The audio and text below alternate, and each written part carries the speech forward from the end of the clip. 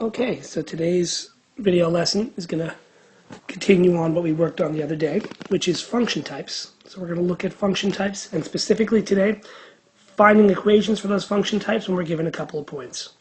We're going to do some parts of this without our calculator, and we're going to do some parts of this with our calculator. And in addition to being able to find the equation for any different type, we're going to focus on concavity. Some graphs are going to be concave up, meaning they form part of a smile. They're going to be concave down, forming part of a frown, or they're going to have no concavity, meaning they're lines. A big key on concavity, that the word concave up doesn't necessarily mean the graph is going up. This part of the graph is going down, but it forms the inside of the smile. So just focusing on that when you work on concave up or concave down. As a quick review, we've got our four function types we're going to look at. We're going to look at linear functions, which obviously form a line, which have no concavity. We're going to look at exponential functions, which will always pass through the y-axis, whether up top or whether down low. They're always going to pass through the y-axis. We're going to look at power functions, which will never pass through the y-axis. They will either touch the origin and increase, or they will not touch the y-axis or the origin at all, and they'll look like this. These power functions have positive, wrote that down wrong, sorry, ax to the b. These have positive exponents, and these functions that never touch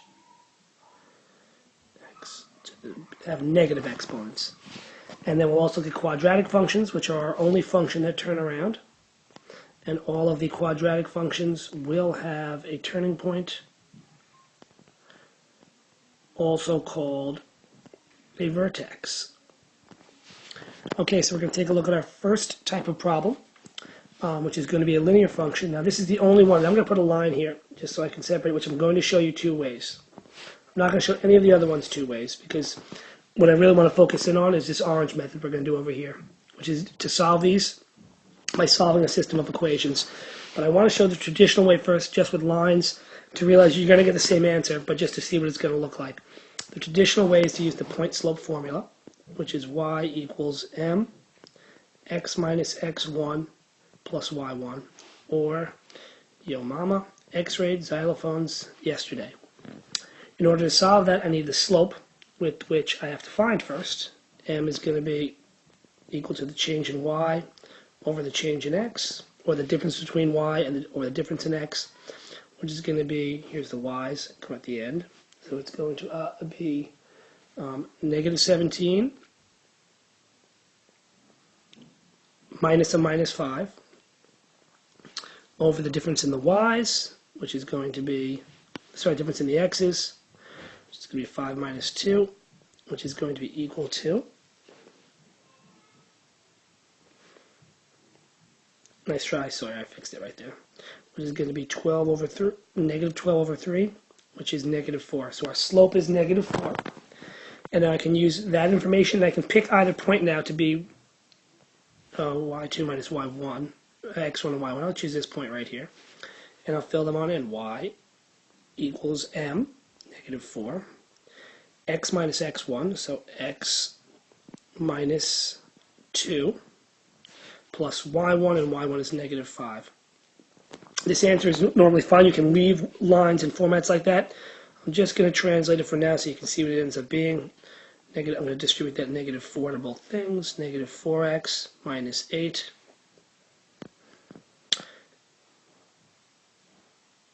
Negative 4x plus 8 minus 5.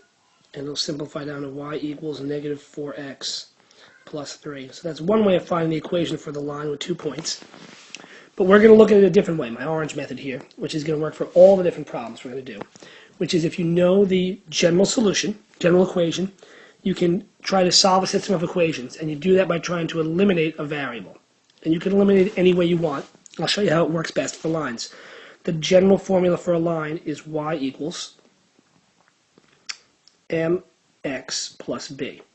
Now in the past, you try to find what m and b are to begin with, but what I'm going to do is I'm going to write two equations. I'm going to use a set of x's and y's. The first that I'm going to use is the first point. And the second set I'm going to use is the second point. I'm just going to fill them in and write down both equations. The order you do it in doesn't necessarily matter, but my y is equal to negative 17 equals m, x is equal to 5 plus b. So I use that equation there. And now I use this equation after it. It can come before or after, it doesn't matter. It becomes negative 5 equals m 2 plus b. So I now have a system of equations, but something's a little weird about this to me. We normally don't write the variable we're missing before the number. I'm going to rewrite these as negative 17 equals 5m plus b, and negative 5 equals 2m plus b. And now to solve this, I've got two variables in there. I'd like to cancel out whatever variable is going to be the easiest to make go away. And the answer is, it's that b. If I subtract the bottom equation, if I go like this, I can subtract one equation from the other. It's going to turn it into one equation, and something's going to disappear. By subtracting, I don't like to actually write the subtraction sign out there, and it's going to change all the signs. It's the same. Minus. So b minus b cancels out. 5m minus 2m is 3m. And negative 17 plus 5 is negative 12. And now find m by itself. M is equal to negative 12 over 3, which is equal to negative 4, which is what we found before. I've now solved for m, and now I can put m into either equation, and to find out what the b is. I'll put it into the second equation right here. Negative 5 equals, let's see, m is negative 4.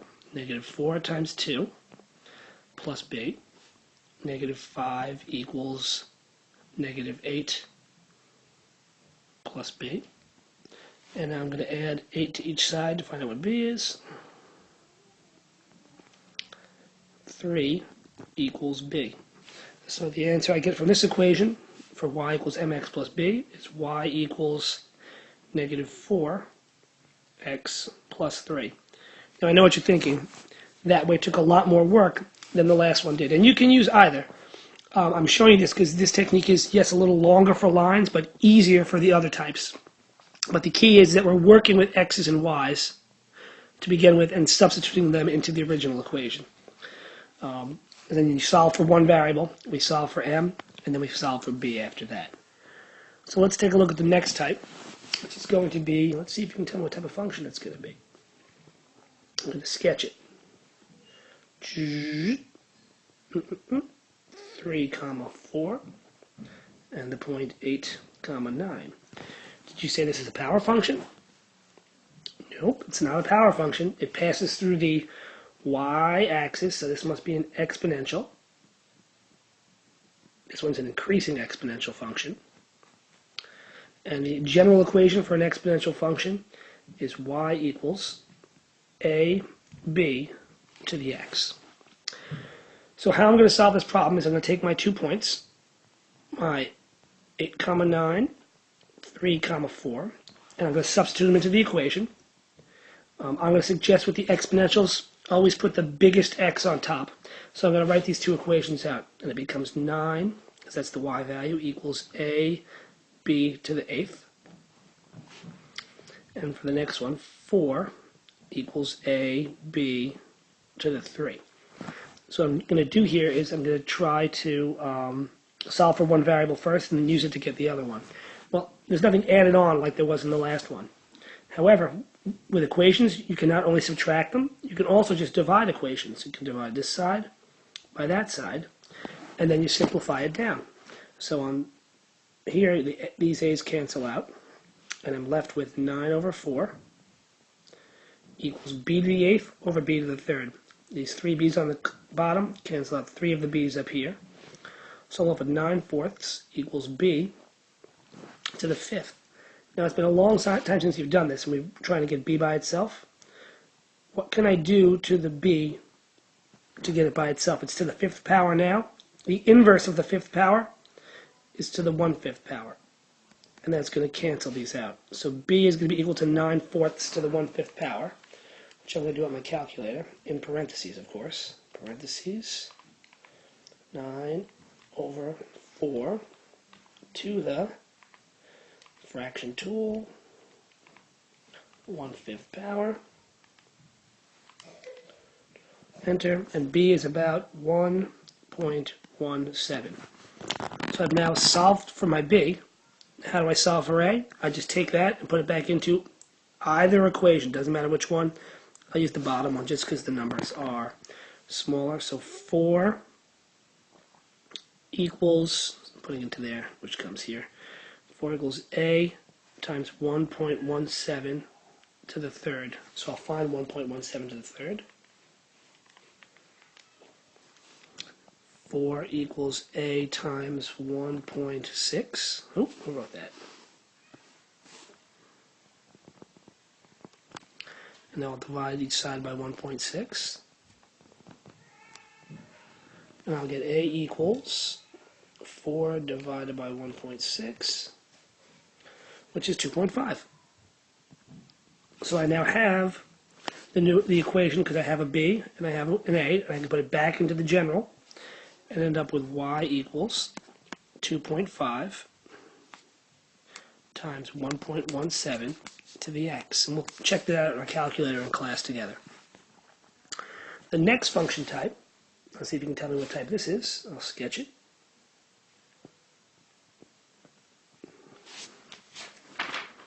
It looks like this. Oh, it's not drawn. There we go. It's got the point 315, comma 15. Hey, that's today's date. Hilarious. And the point 8, comma 2. Did you say this is an exponential function? Can't be. Didn't cross the y-axis, so this is a power function. I'm guessing the general equation is y equals ax to the b. And I'm guessing that the b is going to be a negative number because the graph doesn't touch the y-axis at all. So just like the last problem, I'm going to fill in my x's and y's into my equation twice and then see what the simplest way is to cancel out a variable. So I'm going to say that 15 equals a 3 to the b. And I'm going to say that 2 equals a 8 to the b. And it looks like division is going to work for me again here because it'll make the a's go away. See how it's easier with these two types than with lines. I know that. Make those two go away, cancel out those. I get 15 over 2 equals 3 to the b over 8 to the b. And already get a little concerned because you see the b up in the exponent. Well, what I know is if I have a b on the top and a b on the bottom, it'll always work on these problems. 15 over 2 equals 3 over 8 to the b power. And now I know you're wondering, okay, how am I going to solve for b? Well, we're going to jump ahead a teeny bit, and we're going to have to use logs to do this. We're going to have to use logs. Logs are what's going to help us out, and the reason logs will help is logs make exponents go away. This is a little thing off to the side. The log of a to the b is equal to, the b can come out front, log a. It makes exponents go away, so we can then solve our problem. And there's a couple of different ways to do this, and since we have the calculator, I might talk about it right now. No, we'll just take the log of both sides. Take the log of this side, and we'll take the log of this side. And what happens then is the new equation, I'm going to move up here to work, becomes the log of 15 over 2 equals b, because it didn't come out in front, times the log of 3/8. So let's find what the log of 15 over 2 is. Log of 15 divided by 2 is 0.875 equals b log of 3/8.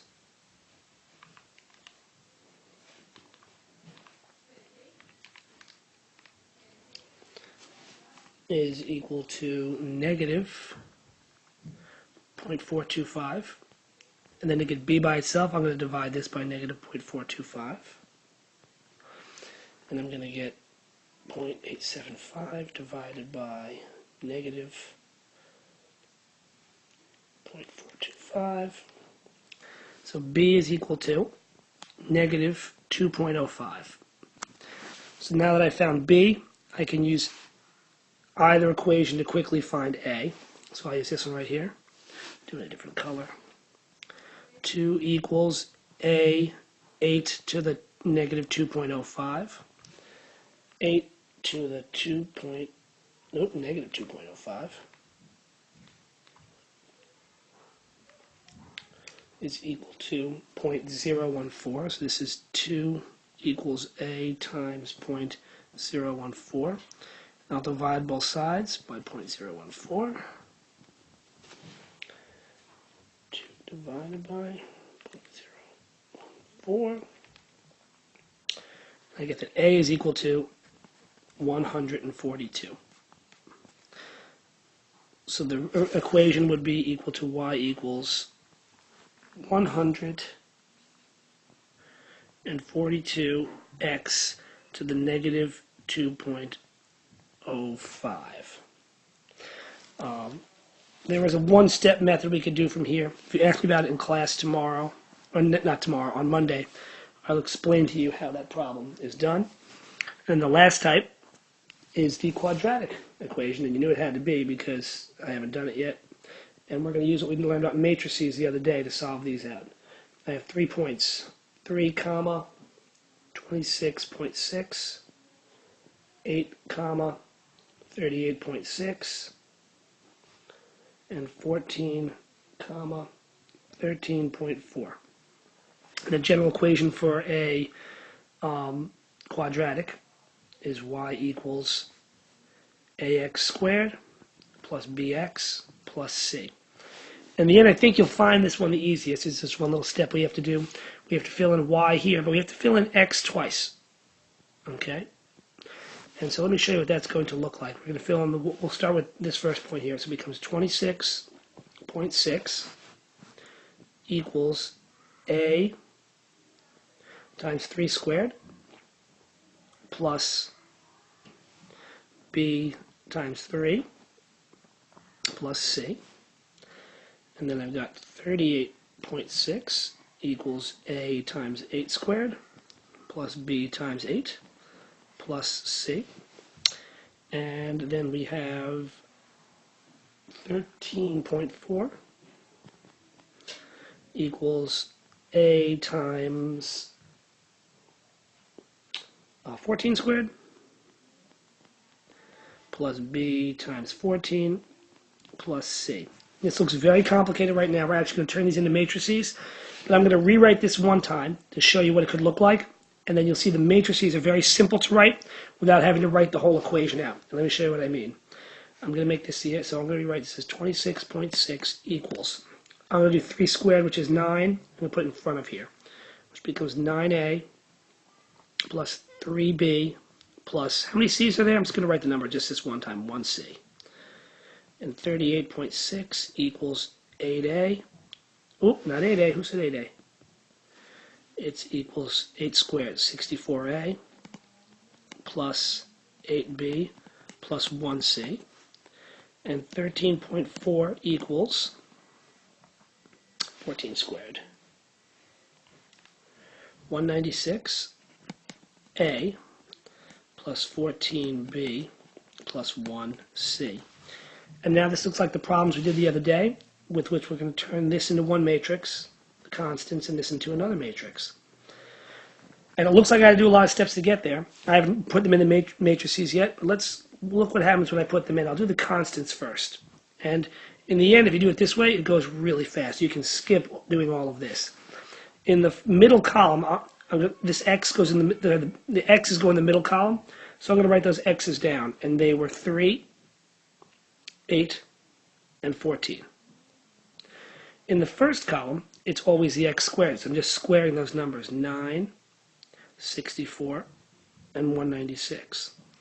And the constant that's in front of the c goes in the last column, 1, 1, 1. And this happens every time.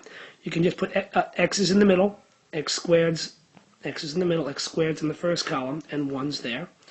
I'm going to multiply that by the answers. which is 26.6, 38.6, and 13.4. And remember, it's the inverse of the constants times the answers. So I'm going to go ahead and put them right in my calculator. I'm going to make a, let's see, menu 711. I'm going to make a 3 by 3. I'm going to put in the numbers. 9, tab, 3, tab, 1, tab, 64, tab, 8, tab, 1, tab, 196, tab, 14, tab, 1. And it's always going to work out that way. The last columns are always going to be 1s. This is always going to be x. And this is always going to be x squared. So you don't have to do all this steps. You can just look at the points you have. And you'll need 3. So I'm going to get the inverse of that. I'm going to multiply that times, this is a 3 by 1. 3 tab 1. And it's going to be 26.6 tab 38.6 tab 13.4. And I'll hit enter, and the calculator gave me back negative 0.6, comma 9, comma 5. So my general equation is going to be y equals negative 0.6x squared plus 9x plus 5. And that's how we solved the quadratics. Now, I know this was a lot of stuff to show you at once. I really do. But I think by giving it to you in one video, at any point in time, you can go back to look at what you wanted to see. So remember, the linear equation, you can work the problem either way. This way is more standard. This just follows what we did. With the exponential functions, you're setting them equal to each other and dividing them. Power functions, doing the same thing and dividing them. But we have to use logs. We'll work on that more together. And I think in the end, the quadratic's probably the easiest because you just take the numbers, put them in the middle column, and use our matrix tools to begin with.